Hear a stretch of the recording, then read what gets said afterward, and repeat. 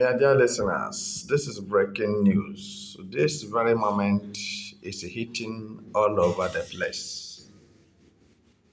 I want to tell you that nobody will forget the experience of Fulani Mietiala terrorists in Nigeria. Nobody will forget the footprint of evil Fulani herdsmen atrocities in Nigeria. I want to let you know that the impact and influence of Fulani terrorists can never be forgotten in a hurry, in a bad way, and in a furious way. I want to tell you that Fulanis have made many people, you know, to cry day and night. Fulanis have caused broken home, broken heart, which can never be mended, and tears that can never be dried until this world come to an end. Fulanis made many mothers childless and many fathers widower and many women widows and many family were cut off, finished by the sword of the Fulani terrorists. So we are heading to this very moment is that it is hot and it's heating in Benue State now. As Benue State people trooped out demanding for compensation of what Fulani terrorists did to them. Fulani have made Benue people, they can never stop crying. They are still crying over what Fulani Mediala terrorists did to them. Why I'm telling you what I'm telling you this very moment is that very unfortunate and very tragic for somebody to leave his own kindred, leave his community, and leave his village to metamorphose into IDP camp, internal displaced people. Are you getting it now? Meadowbelt has had way in the hand of Fulani terrorists. Benue State, their broken heart can never be mended. Vividly, you will remember when the Kebbi State governor, the poorest state in Nigeria is Kebbi State.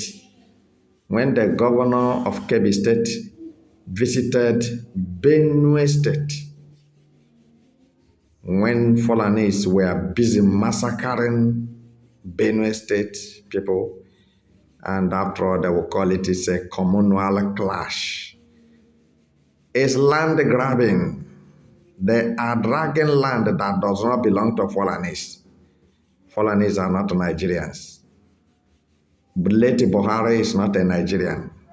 And Leti Buhari is the one who brought Fulani terrorists to Nigeria to kill all the Christians and wipe Biafrans out of the face of earth so that Fulanization agenda and Islamization agenda, Sharia agenda will be fulfilled.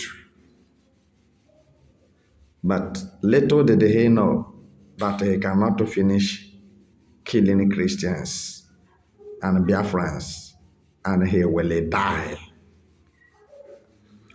Today, the Benue State people are still mourning for their departed ones sorrowfully that Tinubu and Buhari join hands together to send them to their early graves. Because when it was going on, Tinubu and Buhari paid deaf ear and turned blind eyes to the dastard activities of Fulani Mieti Allah terrorists in Benue State and other places. But I'm giving you this back to back because Fulani people could, Benue State people could not hold themselves on what has happened to them. Weeping everywhere. They left their communities, their villages, virtually their states, and now they are living in the IDP camp. Meanwhile, Fulanis are now living in their villages and communities, occupying it, and write their signboard with Arabic language and keep it there. It's no more for Benue State people. It's now for Fulanis.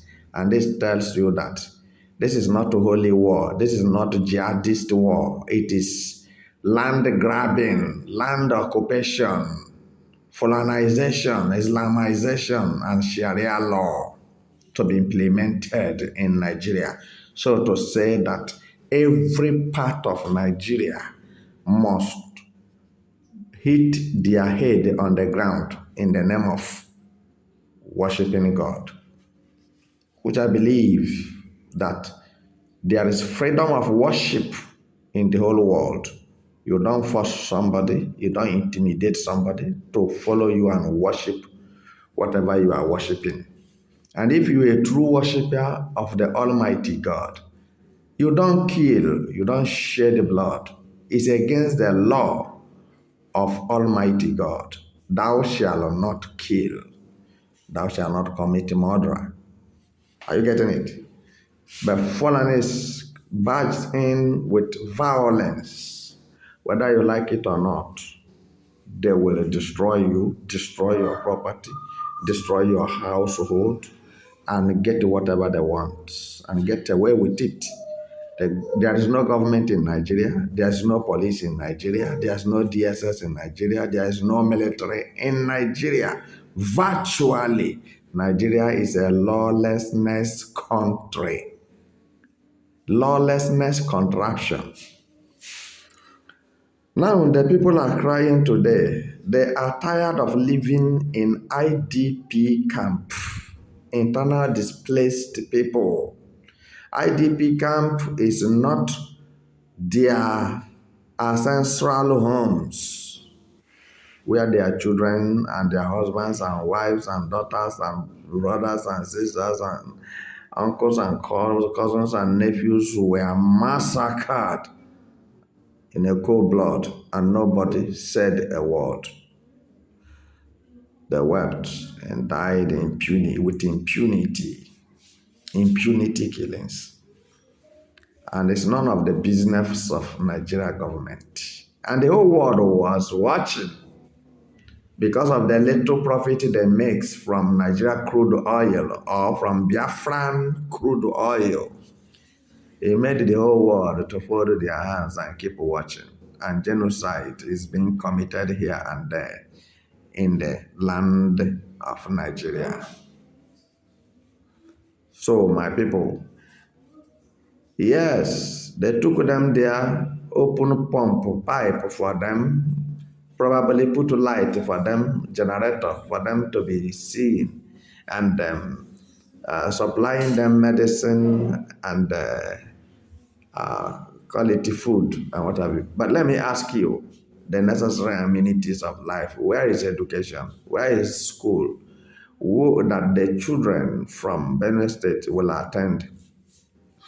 Because any nation without children have no future.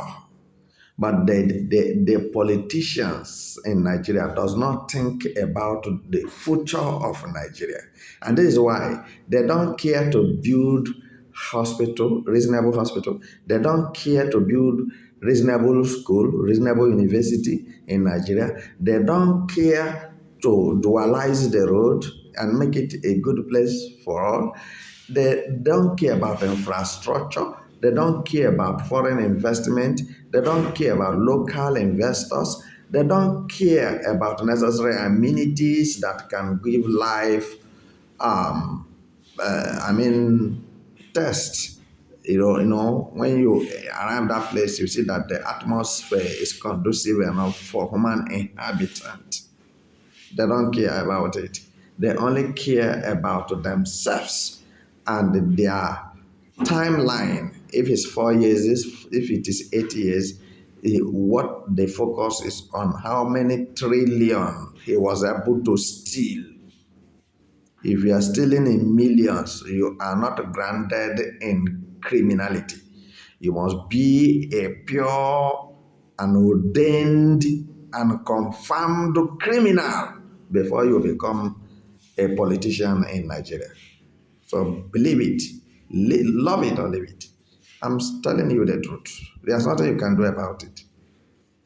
And this is why a whole state is being displaced.